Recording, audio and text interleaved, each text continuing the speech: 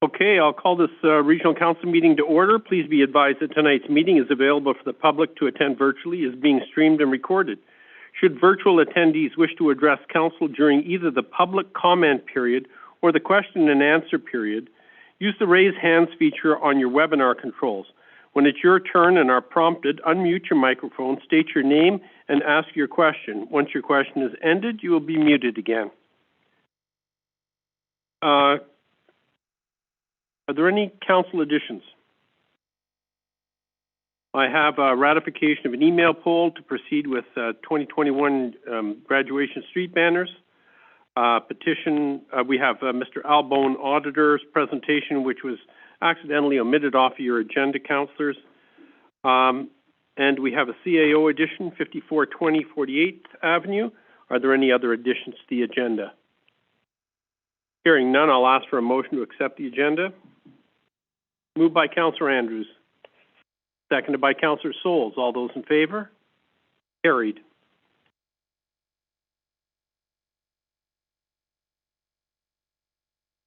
Mr. Bone, would you like to, I'm sorry, yeah, would you like to proceed, Mr. Bone?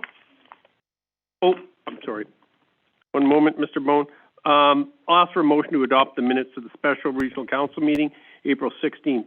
Special Regional Council of April 26th, Regional Council of April 26th, and the Special Regional Council of May 3rd.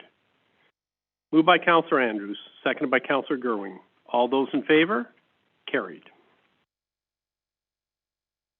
Public comment period. Is there any comments on tonight's agenda? Very well, go ahead. Yes. My name is Corey Bumby, and I want to speak in regard to Admin Report 2521. Can everybody hear me? Go ahead. Okay. Yes. I did have a letter in the agenda in regard to our situation. I just want to reiterate our situation, how we came to be where we are now, and if council has any questions, I can address those. We're asking council to choose option 3 of the agenda. Our situation started when a member of the town approached our tenant and with a solution of spot zoning to allow her business to continue operation on our property. She brought that to us and we took a look at it. There was some pretty big commitments that came with it.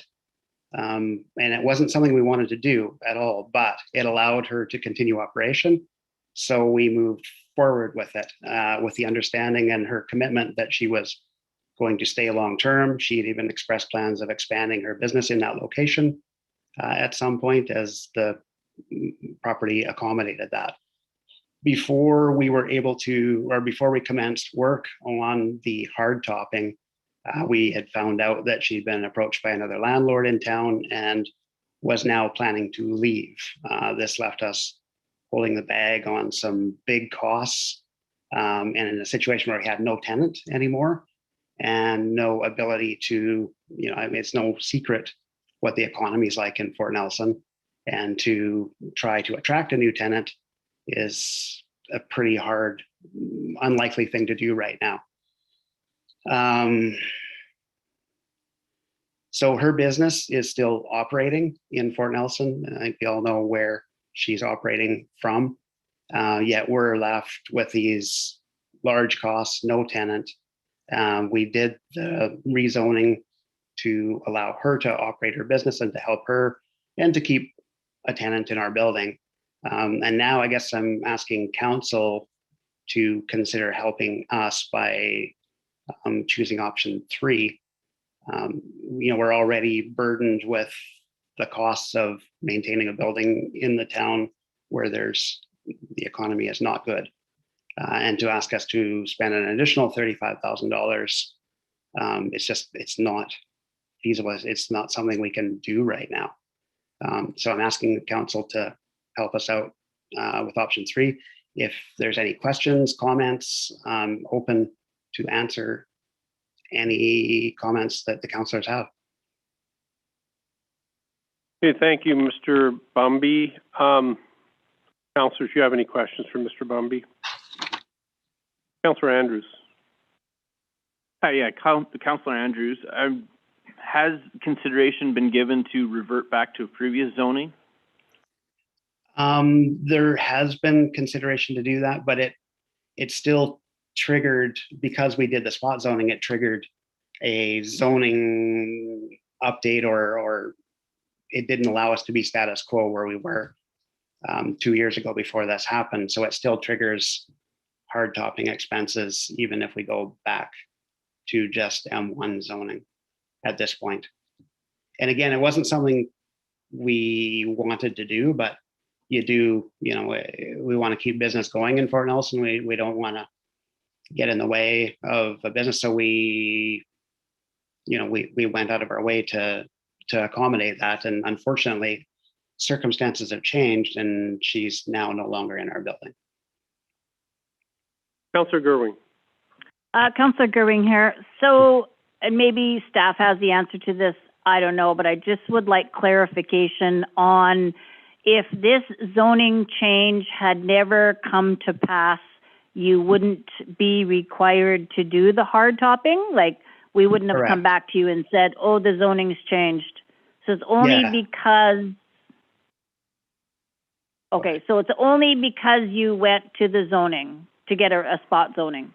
Correct. That triggered the hard topping. And if we had not done anything, we would not have to do anything. Like if we had not done the spot zoning, there would be no obligation to hard top anything.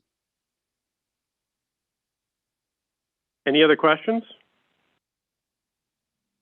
Very well. Thank you, Mr. Bumby, for your comments.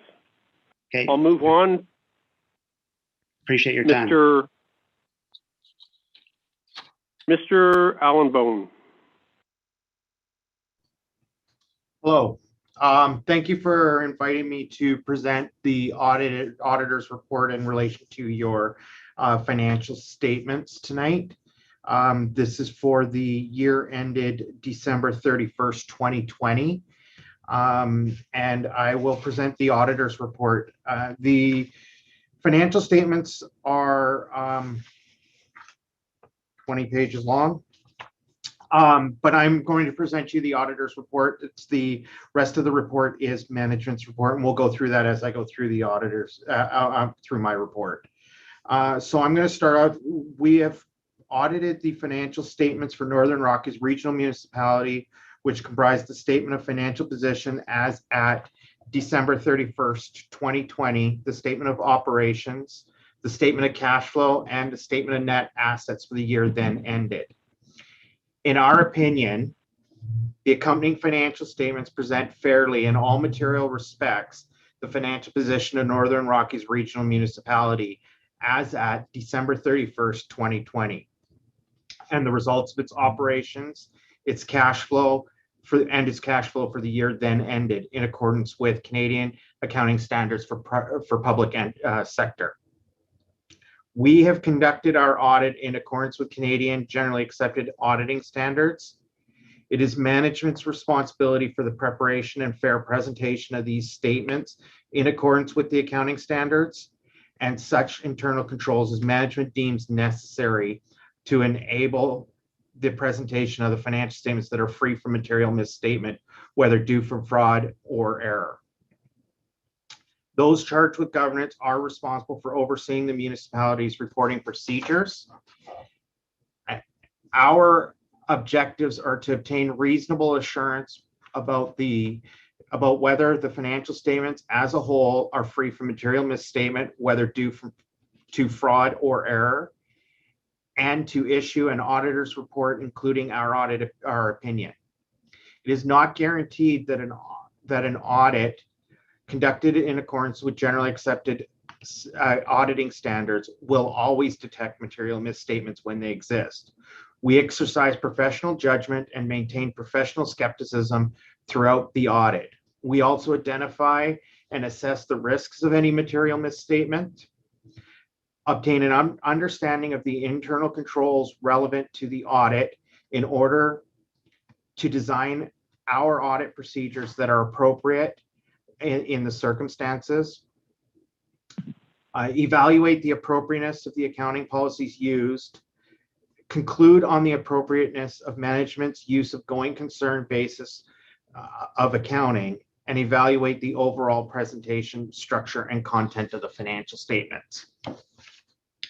So what all of that says is the municipality is we are issuing a clean auditor's report in relation to the financial statements. Just like to highlight a couple of things in your financial statements today that I really would like to congratulate council, mayor and council, as well as management and staff. The Northern Rockies Regional Municipality has done a great job from what I can see here and looking at this at managing through the tough times, both due to the economic environment and the ongoing pandemic. The financial position of the regional municipality has strengthened, showing that net assets have increased to $9.2 million. And a lot of that is due to some timing, and this is as at December 31st. So with that, that concludes my presentation on the auditor's report. If anybody has any questions, I'd be more than willing to address them. Mr. Bone, were you discouraged in any way from investigating anything in the financial statements of the municipality? None whatsoever. We were given full access, and all of our questions and concerns were addressed by management. Thank you. Are there any other questions for Mr. Bone? Very well. Thank you, Mr. Bone. Perfect. And would you like me to present the hospital district at this point? Yes, sir. Okay. So for the hospital district, I'm not going to go through the auditor's report in the same depth. It's a little repetitive, but I will present you our opinion. So we have audited the financial statements of Northern Rockies Regional Hospital District, which comprise the statement of financial position as at December 31st, 2020, and the statement of operations and cash flow for the year then ended. In our opinion, the accompanying financial statements present fairly in all material respects the financial position of the organization as at December 31st, 2020, and the results of its operations and cash flows for the year then ended in accordance with Canadian public sector accounting standards. As I previously mentioned, the financial statements are management's responsibility to prepare and present. And our opinion was our responsibility is to present that opinion. So again, another clean auditor's report, and I congratulate everybody involved for that. The financial statements themselves are a lot more simple, showing $1.7 million of financial assets and $8,000 of accounts payable. So with that, that concludes my report on the hospital district. And I'd like to thank everyone for their time, unless there's any other questions. Any questions, councillors? Thank you very much, Mr. Bone. Thank you.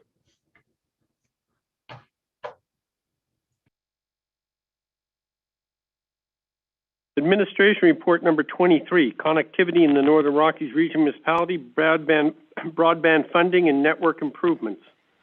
Mr. Gilbert.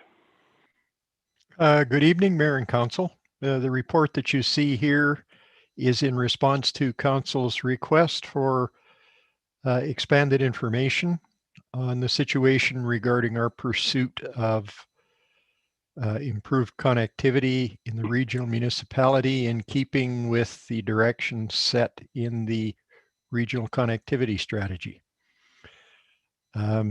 Also on the line is local government intern Gabrielle Jacob, who was instrumental in preparation of this report and in the letter that appears attached to the agenda further on tonight's proceedings.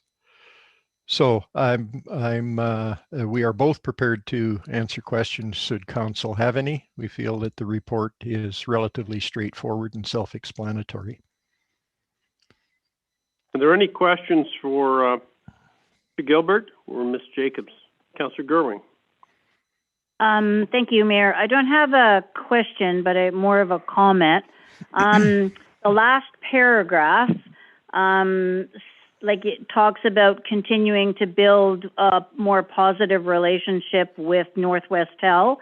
And it quotes as saying, it's anticipated that by or before mid-year, it will be clear as to whether current engagement is likely to lead to the municipality's desired outcomes, or alternatively, other measures need to be taken. So I feel that we should, at the same time, continuing to develop our relationship with Northwest Tel, we need to be investigating every alternative that there is to Northwest Tel. I don't want to be another 6 months into this and realizing that Northwest Tel is again not going to apply for X, Y, or Z grant, and we haven't continued moving forward with alternative plans. So sorry to not be looking at you, Mr. Gilbert and Gabrielle, but if we turn away from the mics, nobody can hear us. So I feel rather stilted, and I'm sure I look that way too. So over. Mr. Gilbert. Yes, as Councillor Gerwing suggests, the prudent path that staff has taken, again, as prescribed by the regional connectivity strategy, is to pursue other options in parallel with our negotiations with Northwest Tel, the outcome of which is unknown. So those discussions with other potential providers have continued and will continue to be explored. Likewise, we have discussions on an ongoing basis with the province through Network BC, and the reference to ongoing updates will include information on progress made on other fronts as well at the next installment. Thank you. Any other questions? Councillor Andrews. Just a comment in the spirit of bettering our relationship with Northwest Tel. I was talking to a resident up at Toad, and they were very pleased with their new service that they're able to get up at Toad, and don't think their business would be running as well as it is due to COVID because of the upgrades. They really appreciate the upgrades Northwest Tel has done. Any further comments? Thank you, Mr. Gilbert and Ms. Jacobs. Quite welcome. Moving on to admin report number 24. Ms. Shepherd. Good evening, Mayor and Council. This report is coming to you tonight to provide a bit of a update on some background work that's been going towards community sustainability.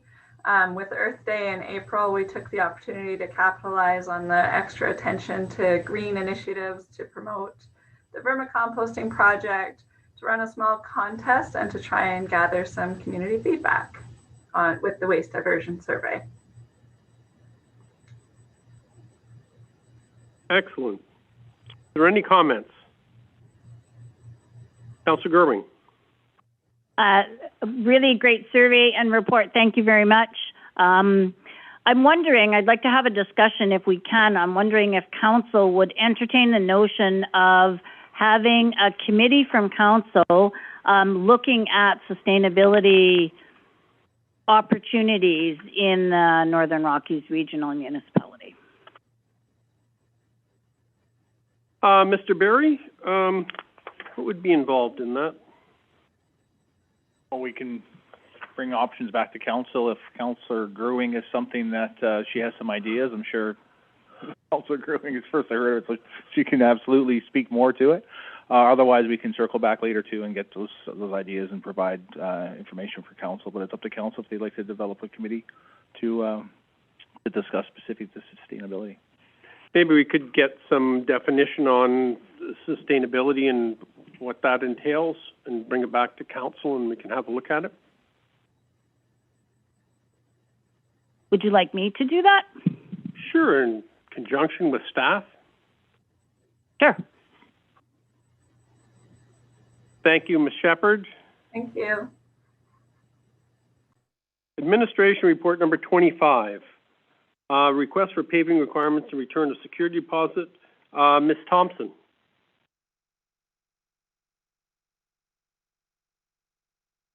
Ms. Thompson, I think you're muted. Good evening, Mayor and Council. As you've indicated tonight, I'm here to talk about the admin report number 2521, which Mr. Bumby spoke to earlier in the meeting. So with the report, you should have 3 attachments. The first attachment is an email request that triggered the administration report that was received from Mr. Bumby and Mr. Samchuk, dated April the 9th. The second attachment is a Google Earth image that shows the property, which is located at 4704 54th Street. And the third attachment is the Northern Rockies Regional Municipality Zoning Amendment Bylaw Commercial Recreation Use, number 156, 2018. Sorry, Lisa, I'm going to interrupt you. Yep. We didn't end up attaching the bylaw because we just linked it within the report itself. Okay, perfect. Thanks, Jaylene. Okay, so as I stated earlier, this report is in response to an email that was addressed to Mayor and Council dated April the 9th, 2021 from Mr. Samchuk and Mr. Bumby, who are owners of the property and buildings located at 4704 54th Street. In their email, they requested an exemption from council that would relieve them from the requirements to pave the parking lot associated with the building, and also requesting a release of their letter of credit that's currently being held at Scotiabank to the benefit of Northern Rockies Regional Municipality.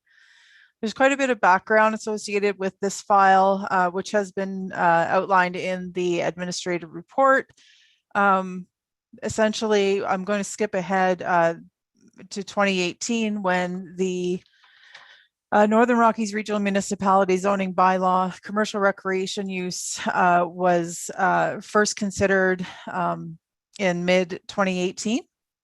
And what this did is it allowed for a use that was not associated with the current zoning, which is light industrial. So the proponent, the landowners were operating a gym facility on the property at that time, which is not a permitted use in the light industrial zone. So the zoning amendment was to allow for that use. It did not change the zoning of the parcel itself, so it is still and continues to be zoned as light industrial. However, a permitted use specific to that site is commercial recreation, which would allow for the continued use of a gym fitness facility at that location. A part of the conditions, and Mr. Bumby spoke to this earlier, was in response to the zoning amendment request, the Northern Rockies Regional Municipality staff at the time looked at non-conforming uses of the site as well. And at that time, it was identified that there's a mobile manufactured home on the property that should be removed, as well as some paving requirements that needed to be met related to the proposed use of commercial recreation. The zoning amendment was approved in February of 2019. And at that time, Northern Rockies Regional Municipality received a letter of credit in the amount of $36,000, which $5,000 of that is attributed to the removal of the mobile home, and almost $31,000 associated with the paving requirements. Since the administration report was developed, an application and approval for a demolition permit has been received from the proponent, and Northern Rockies has approved that demolition permit associated with the removal of the mobile home. And the security continues to be held to the benefit of Northern Rockies Regional Municipality. So as council's aware, the landowners have requested that we consider again removing the requirement or relieving them of the requirement to meet the paving requirements, and to return the security once the mobile home has been removed from the property.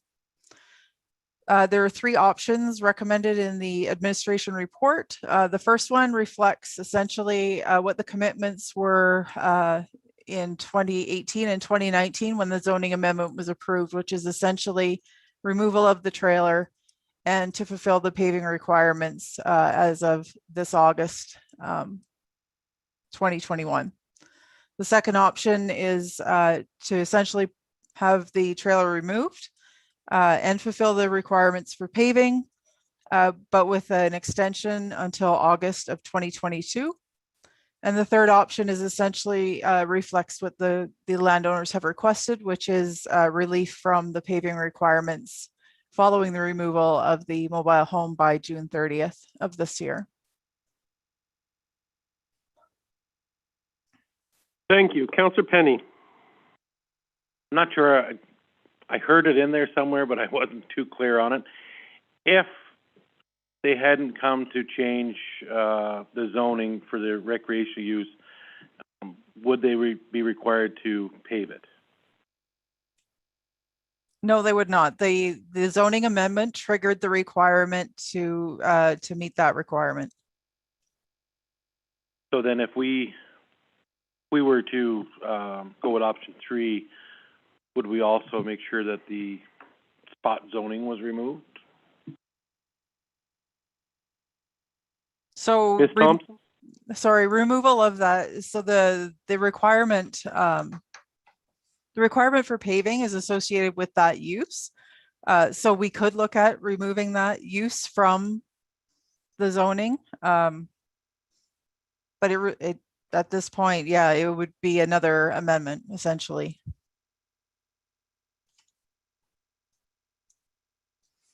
Councillor Souls.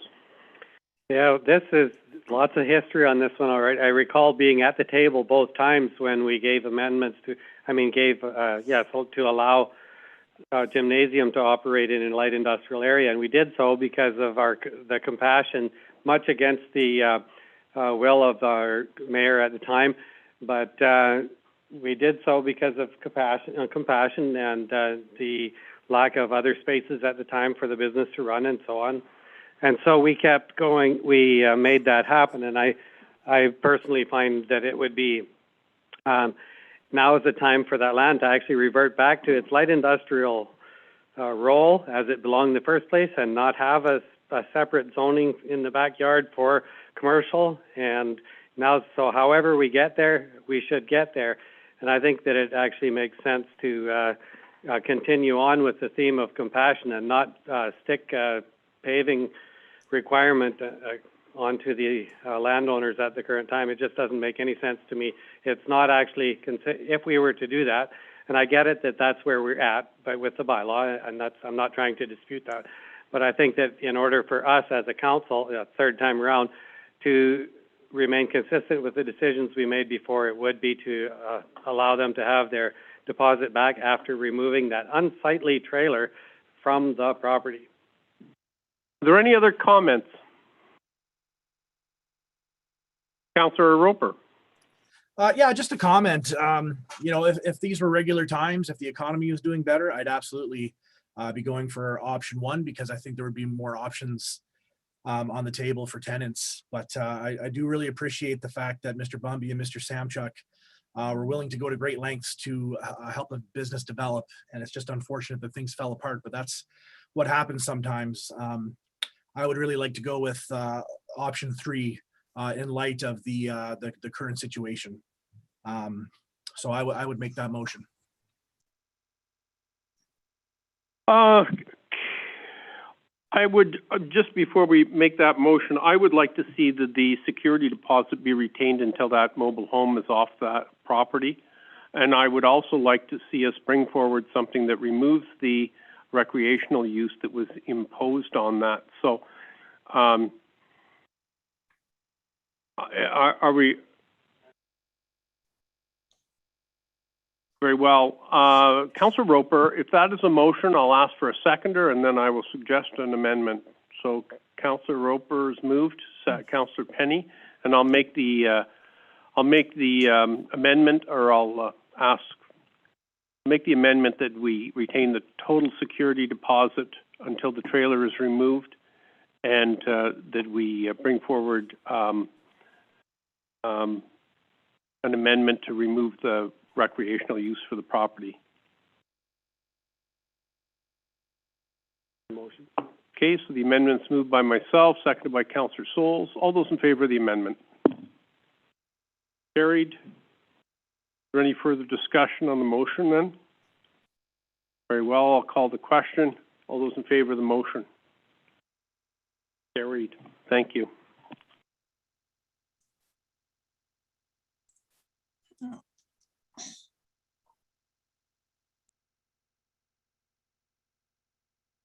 Administration report number 26, Roadworks and Asphalt contract. Mr. David Dominic, please. Good evening, Dominic, Mayor. welcome. How are you this evening? Good. So the report that you see in front of you is in regards to the 2021 Roadworks Asphalt contract, and it's a recommendation of award to Terrace Construction Limited, which is doing business as DGS Astro Paving in the amount of $679,134.97 plus 10% contingency and all applicable taxes.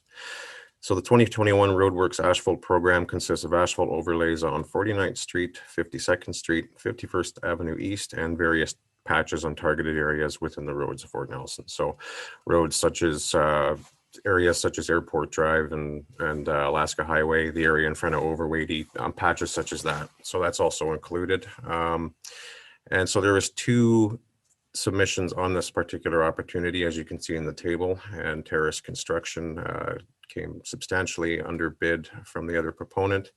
The submissions were reviewed by staff and the engineering consultants for compliance and assurance that the tenderer is qualified and experienced with this type of work.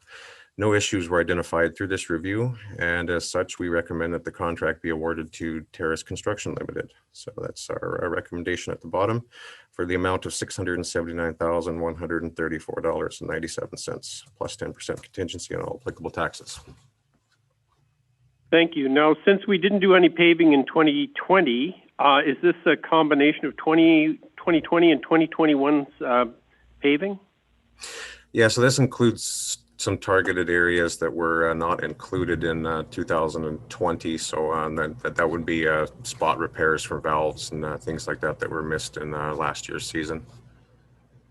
So and 49th Street is included in this year. That was from last year. Was there any thought to include the projects for 2022 to make it a larger project to get it maybe a better price? At this time, the project for 2022 is 44th Street, which goes along with the sewer rehab. So we're still working on the design for that. We can, however, take a look at what's coming up in the next 2 or 3 years and see if we can't take advantage of those opportunities. And was the bid from DG Astro or the other one, or Terrace, I guess, was this under budget or over budget? Do we know? It's in and around budget. So this doesn't include the road base. This is just the asphalt overlays. The road bases were done separately, and they were under the $200,000 threshold.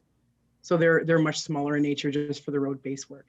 So this work, although it seems like it's much under budget, it doesn't include the road base, nor does it include some significant patchworks. Okay, thank you. Are there any questions for Ms. Watson or Mr. Dominic? Very well. Can I get a motion then to approve this? Moved by Councillor Andrews, seconded by Councillor Penny. All those in favor? Carried. Admin report number 27, Town Square Complex Renewal Engineering Services. Ms. Watson? Good evening. So for the Town Square Complex, you might recall on April 16th, McQuiggan Associates presented to you the analysis of the Town Square building. We would like the ability to retain him to further the town hall works. We would also like the ability to retain him for the Public Works and Fire Hall and anything associated with more complex or intertwined components of a facility. He's very seasoned in those kinds of works that require structural, mechanical, and electrical works. And that's what he does. He's all about the logistics of it. In our time with him, he's shown to have excellent working relationships, and we would like to add him to our list of go-tos. Thank you. Any comments, councillors? Oh, Mr. Barry. Sorry, just to add what we've done here, if council is in favor, is we've, as Luann was saying, we've looked at broadening our relationship a little bit with McQuaig Engineering, not just the town hall, because obviously we're working on the fire hall, public workshop, and there's some other areas through the buildings and facilities plan. So instead of just being specific as a current resolution, we chatted since the agenda was published and this report was published for council, and if council's in favor, we're looking at broadening the relationship moving forward for the, not exclusively, but just the opportunity to use McQuaig in other areas too, specific to buildings and facilities. So what you have for you in terms of the option is specific to town hall. Just for council's consideration, a resolution could read something to the effect that staff proceed with a non-exclusive municipal services agreement engaging McQuaig and Associates for buildings and facilities, engineering and consulting services. So it's just broadening outside of just the town hall piece right now. Something for council to consider. Are there any comments on this? Councillor Andrews. So with already having engineering firms we deal with prior and other ones being out there, would this not be something that would go back out to tender? Like, are we at risk without throwing this back out? Your microphone. Before I turn it off. Council has the ability to direct to sole source if they wish, or direct award. We've gone with the RFP already in this case, specific to the original report that was presented to council. Based on that, when you the RFP and the services we're requesting, McQuaig hands down were the best submission, and we would think we just get the same again, for lack of better words. So instead of going through that process, we could absolutely. It's if council wishes. We just thought there was an opportunity. Not just town hall, fire hall. We're using them right now to help us out with the fire hall piece and the public works piece. But we absolutely could if council wanted to vote for RFP. Thank you. Any other questions? Last for a motion then. That staff proceed with a non-exclusive municipal service agreement engaging McQuaig and Associates for buildings and facilities engineering and consulting services. I'll make that Moved motion. by Councillor Souls, seconded by Councillor Roper. All those in favor? Carried. I'm opposed. Please record Councillor Andrews as being opposed. Thank you. Northern Rockies Region Municipality Street Name and Civic Address Bylaw number 189, 2021 for adoption. Can I get a motion, please? So moved. Moved by Councillor Gerwing, seconded by Councillor Roper. All those in favor? Carried. And Northern Rockies Region Municipality Bylaw Notice Enforcement Amendment Bylaw number 190, 2021 for adoption. Can I get a motion? Moved by Councillor Penny, seconded by Councillor Andrews. All those in favor? Carried. Northern Rockies Region Municipality 5-year Financial Plan Bylaw number 191. Mr. Carter. Good evening, Mayor and Council. Before you use the 5-year financial plan bylaw, it's an annual legislative requirement which provides a forecast of the next 5 years based on the budget that was approved in principle by council. In the report, it details that it's based on some assumptions such as inflation, the capital projects over the next 5 years. And as it stands with the forecast, it's forecasted to increase 2.45% over that time.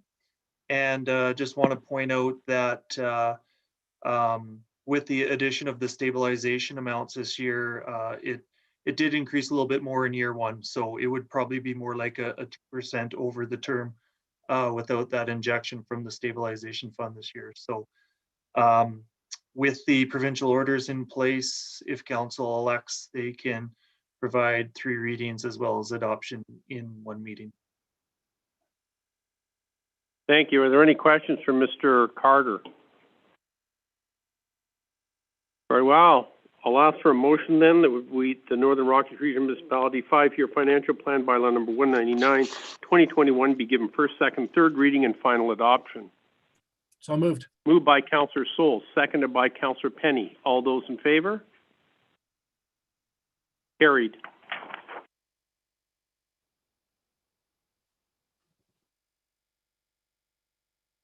Northern Rockies Regional Municipality tax rate bylaw number 192, 2021, that the Northern Rockies Regional Municipality tax rate bylaw number 192 be given first, second, third, and final adoption. Can I get that motion, please? Moved by Councillor Andrews, seconded by Councillor Penny. All those in favor? Carried. And revenue anticipation borrowing bylaw number 193, 2021, that the revenue anticipation borrowing bylaw number 193, 2021 be given first, second, third reading and final adoption. Can I get a motion, please? Moved by Councillor Penny, seconded by Councillor Andrews. All those in favor? Carried. Correspondence. Letter to the Honourable Lisa Bear, Minister of Citizen Services, broadband connectivity in the Northern Rockies Regional Municipality, received for information. Letter to the BC Utilities Commission, British Columbia Hydro and Power Authority, 2020 street lighting rate application for information.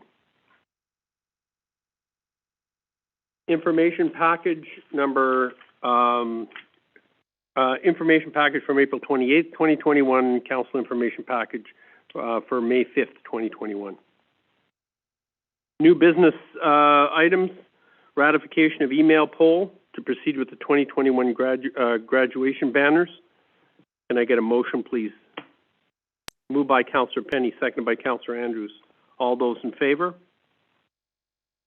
Carried. Council additions? CAO additions. Thank you, Mayor. As Regional Council is aware, since Council passed resolution number 8421 to proceed with the direct sale to Image Tech Holdings, we received correspondence from another interested party to purchase the portion of 542048. So the same section that Image Tech was that was Council passed a resolution for. The process that was followed was in line. Mr. Barry, one moment, please. Just this may lead into a decision we made here. Sorry, sure.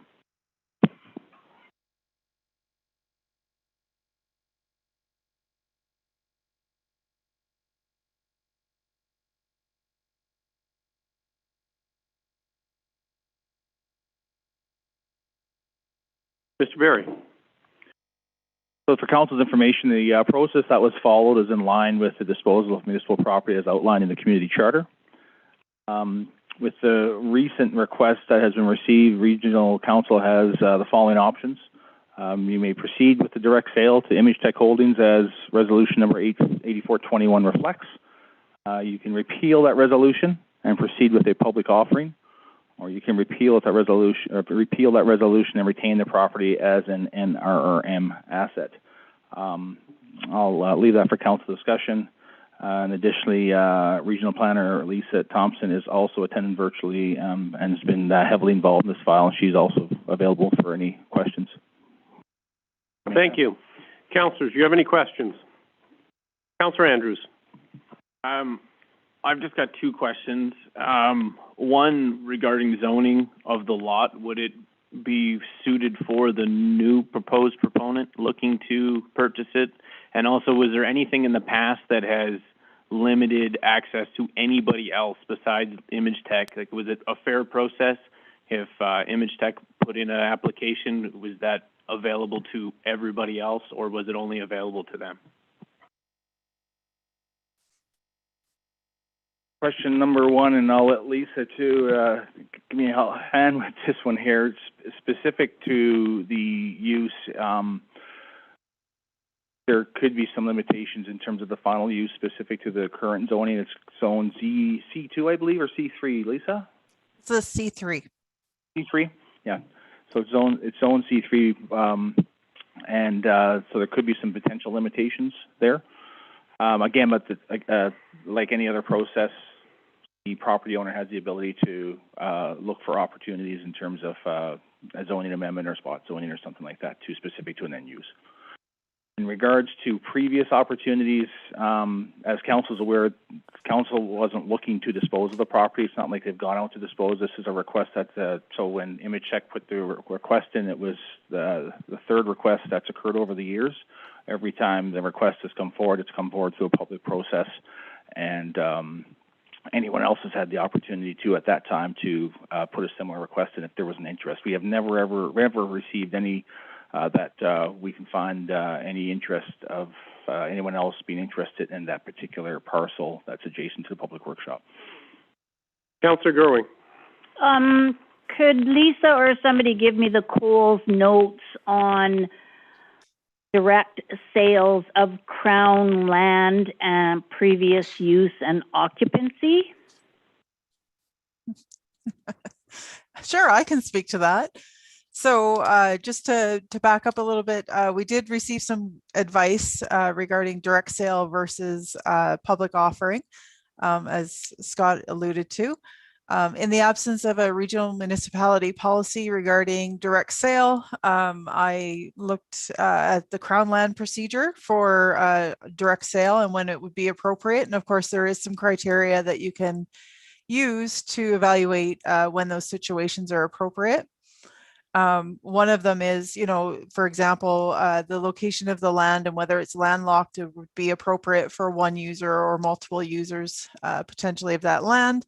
Another consideration is previous occupancy or tenures held by previous parties over that land. So there are some considerations that can be applied in the absence of a regional policy. Great, thank you so much. Are there any other comments? Councillor Souls. My read on this is that the new applicant or interest being shown has kind of come to the table a bit late in this case, but I really do appreciate the recommendation that she brings forward of having a policy in place or a mechanism for more public notice when we are going to sell something in the future. I'm not in favor of turning back the clock on what we've decided. I think that's a mistake too, but I see room for improvement in how we would present something like that. In all fairness, given no previous evidence of interest in the parcel, it's just pretty hard to justify trying to go back and adjust the policy from the past. It just doesn't make. Any other comments? Councillor Roper. Yeah, just to echo what Councillor Soul said, I think we learned a good lesson here, but at the same time, I firmly believe for this decision, we should go with first come, first serve. So. Thank you. Perhaps we could instruct administration to come back and maybe give us some guidance here in the future on situations like this about disposal of municipal properties and maybe some best practices going forward. You need a motion for that? Yes, please. Motion. Seconder? I'll second it. All those in favor? Carried. I don't think we need to take any more action, Ms. McIver. Other than that, we have our motion already that we've decided, so we have not changed anything. Nope, and we can advise the newer applicant or newer proponent of the outcome. Very well. Mr. Andrews, would you ask Mr. Penny to come back in?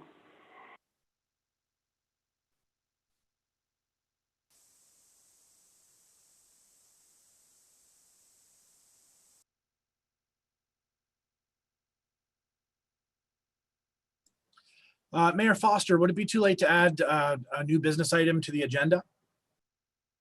What would that be, Councillor? I just had an inquiry come in from a member of the public via text, and they want to know if the municipality can offer any support to the people or the community of Fort Simpson, given the crisis that's going on right now. I figured it would be a good time to start that discussion and see if there's anything that we can do. I'll ask council if they want to make that addition to the agenda. I'm in favor of making that addition. Moved by Councillor Roper, seconded by Councillor Souls, that we add that to the agenda. All those in favor?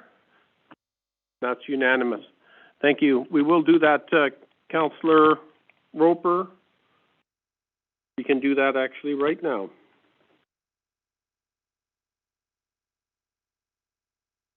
Very well, Councillor Roper, go ahead. Yeah, so as I said, it was just a suggestion that came in from a member of the public just a couple of minutes ago. And given our close proximity, is there anything that we could do to help? Would staff have any ideas, suggestions? What could we do since we're so close here? And perhaps we could reach out to the municipality of Fort Simpson and ask them if there's anything that can be done. Mr. Barry, any comments on this? Yeah, I don't really have any ideas off the top of my head, to be honest with you. And with the pandemic currently occurring, it's giving them any physical help through a border with that's currently closed would be challenging.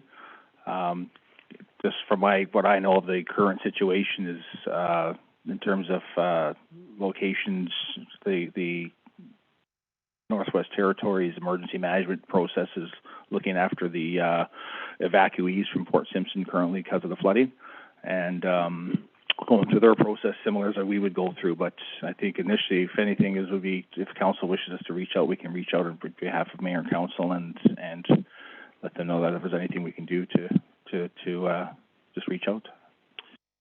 Councillor Souls.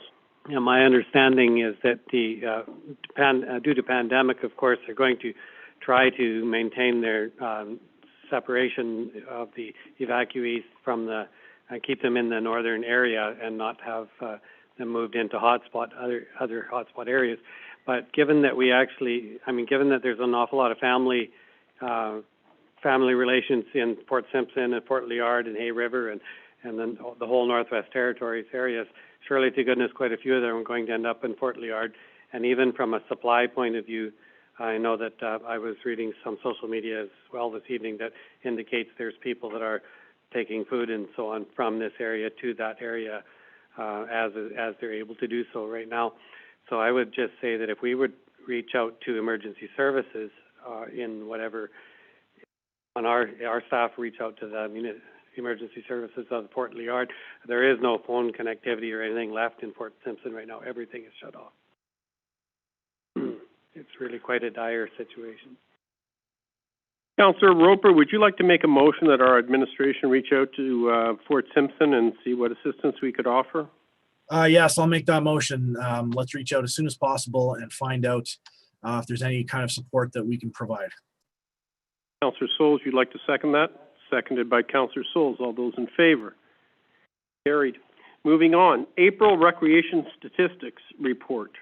That's before you, and that's received for information. Councillor Andrews. Just a comment, since we're on recreation, my family and I have participated in the Plant the Seed program, and besides from the seed variety, the information in there on planting and harvesting and composting and animal deterrence, I thought the package was great. I just wanted to give a shout out to Rec for that.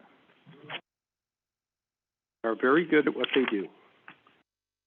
Councillor Gerwing. I think we need to ratify the banner. Is that coming up, or was that an addition that we need to ratify that? I believe banner? we did that, did we not? Did I miss it? I'm so. That's okay. We did that. Did I vote?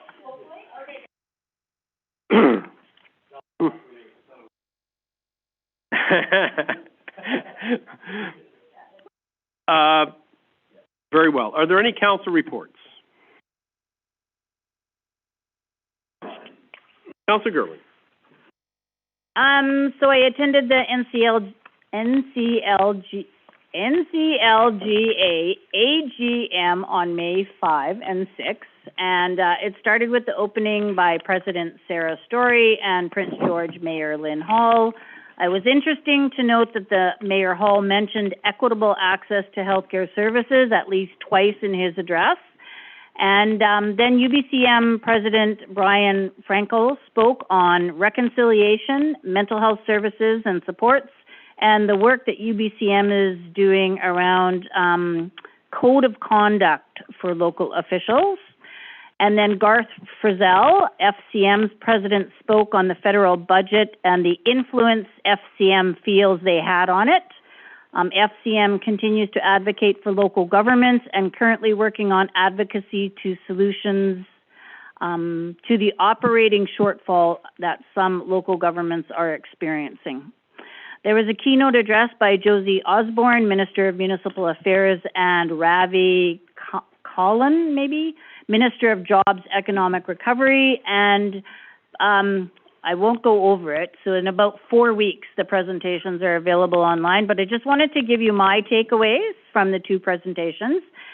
So something I took away was that they spoke on affordable access to childcare is now seen as an economic driver and imperative to economic recovery in BC. And we were informed that we should be watching for further investment coming from the province around that issue. Greater access to mental health and addiction services are required across the province. And really interesting, connectivity and appropriate broadband are imperative, and the provincial government will be increasing funding, especially to communities where no business case exists for a company to provide the service. Minister Kalon actually said, this is a quote, that he thought it has become a human rights issue for citizens and communities that don't have appropriate connectivity. He mentioned that more and more healthcare services are being delivered virtually, and obviously connectivity is key. Okay, God, it's not just me tonight. I then attended the resolution session number 1, and I thought they did a really great job. Yeah, they did. It was handled really, really well, being a virtual event. And then I attended the panel discussion on improving access to healthcare services. There was Dr. Martha McLeod, professor and co-leader of Health Research Institute from UNBC, and Dr. David Snadden, the Rural Roadmap Implementation Committee, and Society of Rural Physicians of Canada, and Kathy Ulrich, President and CEO of Northern Health Authority, all presented. My takeaway from these presentations, I'm just really going to focus on what Ms. Ulrich had to say. So she spoke a lot about retention of healthcare professionals and how imperative it is and how much work Northern Health is doing around this issue.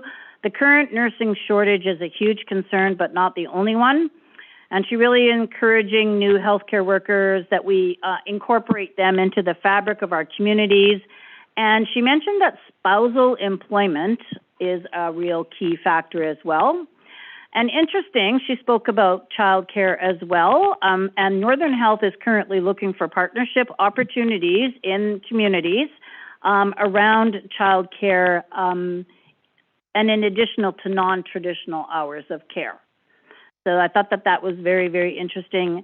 And then she spoke on how Northern Health is looking at further technology opportunities for the delivery of healthcare services.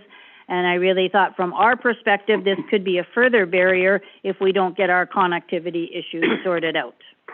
Then attended the Enhancing Forest Industry Resilience, and I attended the panel discussion on addressing mental health issues. So yeah, and then May 7th, I attended the Community Health Plan meeting. Very well. Are there any other updates? Very well, I'll do mine. April 27th, I attended a meeting with Minister Farnsworth, Minister Osborne. Minister Osborne gave an update on the current COVID-19 travel advisory, which had been issued on April 23rd. Travel restrictions for non-essential travel in BC are in place until May 25th to stop the spread of COVID-19 and variants concerned. Fines can be given to people who leave their region for non-essential travel. Additional measures are in place to support the restrictions on non-essential travel, and they include increased signage on highways and at border crossings, hotels and resorts, elimination or cancellation of bookings from out-of-area guests, and BC Ferries will ask travelers if their passage is essential. Non-essential travelers will be asked not to board vessels heading to different regions. They will suspend adding extra sailings during weekends, holidays, and peak travel periods. They will notify all travelers with reservations that the travel orders are in place to allow cancellation free of charge. They continue to provide regular service to ensure commercial vehicle traffic and essential travel can be maintained. Minister Farnsworth reminded the participants of the importance of all citizens to respect the wishes of the local communities and Indigenous communities who do not want outside visitors, and urged everyone to share the message. Approximately 30% of eligible recipients in BC have received their first vaccine. It's hoped that by the long weekend in May, BC will have 60% of eligible recipients vaccinated with their first injections. The Northern Rockies Region Municipality, by the end of this week, will have everyone vaccinated who wishes to be vaccinated over the age of 18. They went on to say that lifting the restrictions, even though a community or region is highly vaccinated, the lifting of restrictions will depend on the orders of the provincial authority. And Minister Farnsworth will look into whether volunteer firefighters are placed on the priority list for vaccination. A request that provincial announcements mention that not all of the out-of-town or out-of-province plates are reported. Many are in the province legitimately for essential reasons. Local authorities on illegal gatherings, including the Freedom Convoy, these types of gatherings are dealt with on a complaint basis and are subject to the following: $575 violation ticket if you attend, and a $230 violation ticket if you refuse to comply with the directions of an enforcement officer. That was, in essence, the meeting with Minister Farnsworth. There was a meeting with Northern Health stakeholders. In March 2021, there were 115 suspected illicit drug toxicity deaths in BC. The number of illicit drug toxicity deaths in March 2021 equates to 5.1 deaths per day in BC. BC, by health authority in 2021, the highest rates were in the Northern Health area, 5.7 deaths per 100,000, and the Vancouver coastal area, which was 4.5 per 100,000.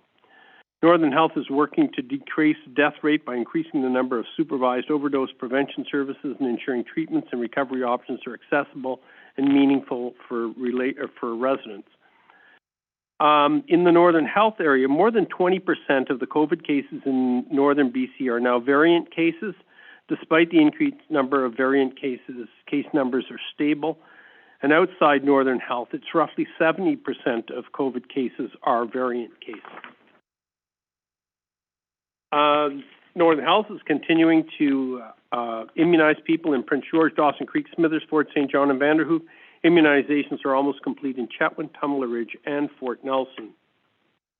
Hospitalizations were 25 COVID patients. 19 are hospitalized in Northern Health, of which 7 are in critical care and 2 are ventilated. Of the 25 patients, 9 are located in Prince George, 2 in Terrace, and 4 in Fort St. John. Of those vaccinated, I asked both Mr. Kim, the Chief Medical Officer for Northern Health, if anyone in hospital had been vaccinated more than 2 weeks ago. They didn't have a definitive answer for that.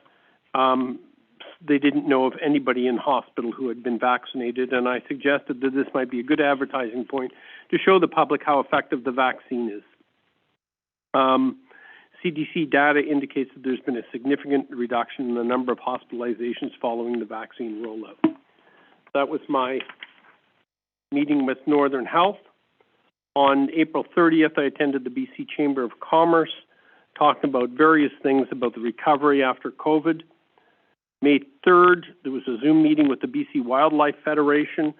Most of that centered around some interest on Vancouver Island of eliminating wolf hunting.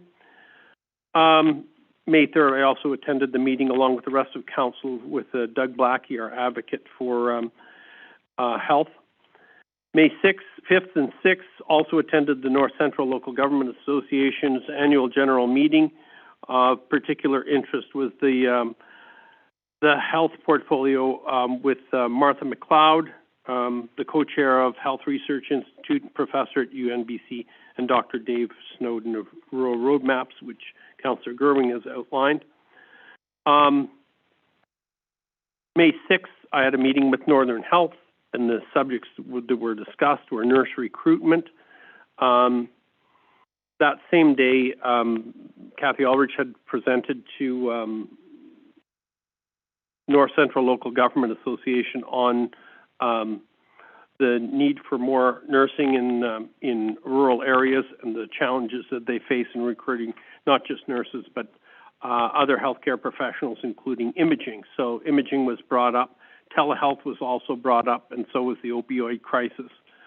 And that was the meeting with Northern Health.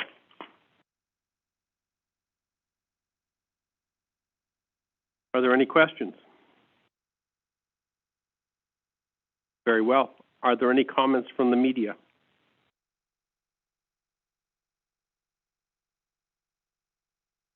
Very well. I'll ask that we adjourn the meeting. Can I get a motion to adjourn? Moved by Councillor Penny, seconded by Councillor Andrews. All those in favor? We are adjourned.